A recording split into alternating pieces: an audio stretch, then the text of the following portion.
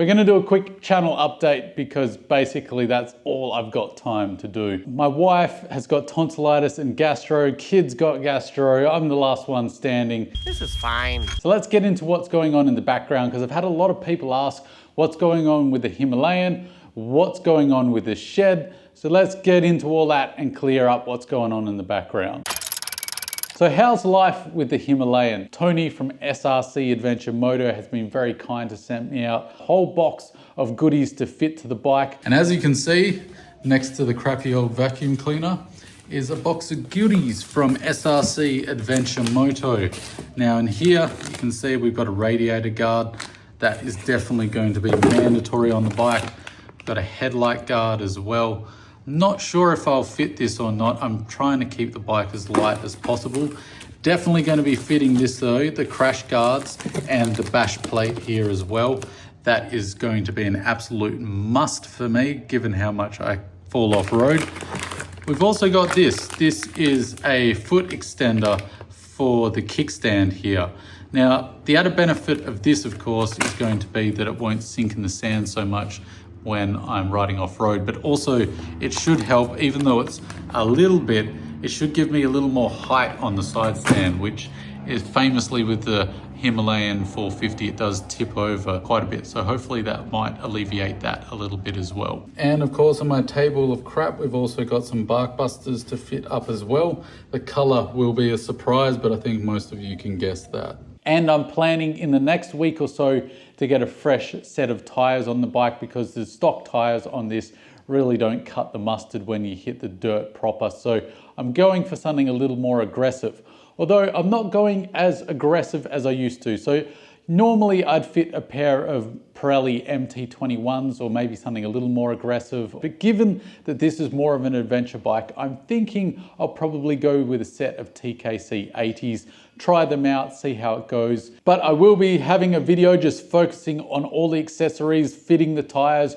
going through it with you all. It won't be a how-to because honestly, no one should follow my advice on how to wrench on a bike. I've got two left hands when it comes to that stuff. So I will show you what I'm doing and why I'm doing it, focusing on crash protection and off-road performance, so that will be tires. Now, as well as all of the accessories that I've got fitted, I've also been asked how I'm finding the Himalayan. How is it going? It's basically been the perfect companion and exactly what I hoped for. This bike has slotted so well into my day-to-day life. Now, I love the CRF 300L, and if I had the time to ride off-road properly, I would have kept it, but I just don't. This bike suits my life at the moment so much better because it's a joy to ride on road, to ride all packed up with my camera gear when I'm doing reviews, going to the dealership, or nipping down to the cafe to catch up with friends when I do have that very precious time. This has been a great little bike. And it's also got me back to riding regularly because on the 300L, I'd set it up so focused for the dirt that it wasn't much fun in the twisties around town, that kind of thing. So it really didn't inspire me to get on the bike on a weekly basis and get me out there riding and doing what I love. Whereas this bike is doing that, and that is why I'm so thankful for this little Himalayan 450, because that's what it's all about at the end of the day. Not a spec sheet, not how much power it makes. It's does the bike make you enjoy and fall in love with riding motorcycle every day, every week, every month. And this bike is doing that for me. It's brought me back to my roots of riding regularly and just enjoying being on two wheels for the sake of being on two wheels. Yes, I'm very early Ks. I haven't even had the first service yet. It's been absolutely fabulous. Could that change? Absolutely. That's why I bought the bike, to see whether these Himalayans really can stand up to the test of time. But at the moment, I've got nothing bad to say. Everything feels well put together and is running perfectly. So I'm super happy with my decision, but we are in the honeymoon phase, so take my enthusiasm with a grain of salt. The other big question I often get is, how's the shed going and why the hell is it so empty? The emptiness is easy to explain. I just don't have the money to go and outfit this shed exactly how I would like it straight out of the box, because that'd be tens of thousands of dollars. I've got to do it piece by piece. I have fortunately been able to order a whole pile of furniture from IKEA so that I can set up a desk. I've got a wardrobe for all my motorcycle gear, as well as a cabinet for storage. I will be setting that up in the coming weeks. So that has been sitting in boxes and neglected. And as you can see, I've got a whole big pile of boxes here ready to construct to fill out the shed. One of them's a wardrobe for all my motorcycle gear.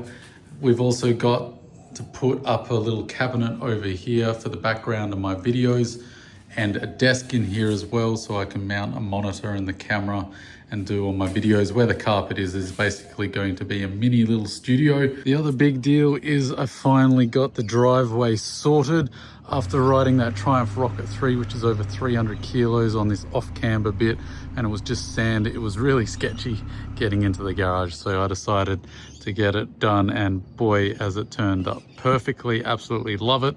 For those wondering why it stops there, that's as far as I can go before the council says you can't have a driveway, because that's technically their land from beyond there. So you've got to do something there that can be easily removed, like pavers or crushed gravel. So I'll do that at a later date.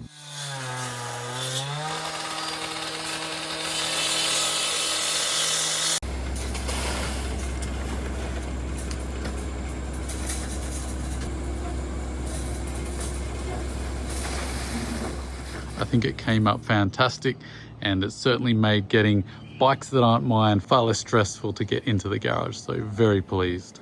And let's do one quick question before we wrap things up as well. Hi, I have a 2021 CB500X, and I'm wondering if I should change it for a CFMoto 450 MT.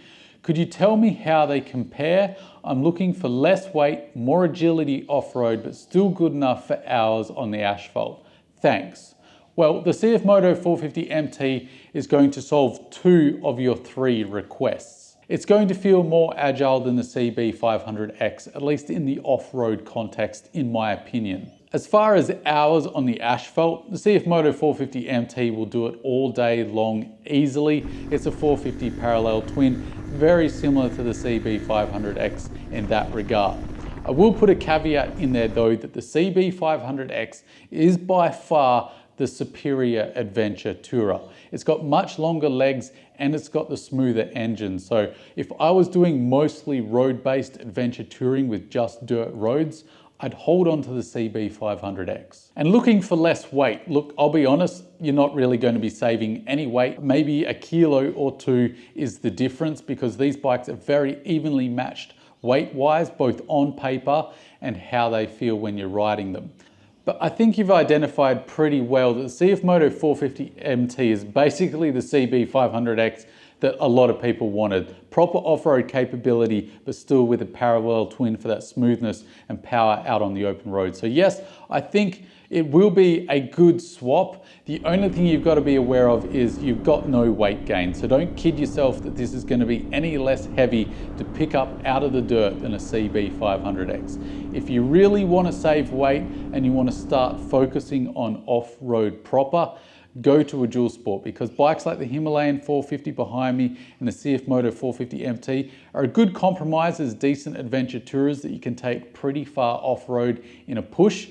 But if weight is a concern, you need to move to a dual sport, or maybe wait for the KTM 390 Adventure to come out. But I definitely suggest having a test ride, see what you think for yourself, because you can decide all these things on the internet, looking at a spreadsheet and trying to decide.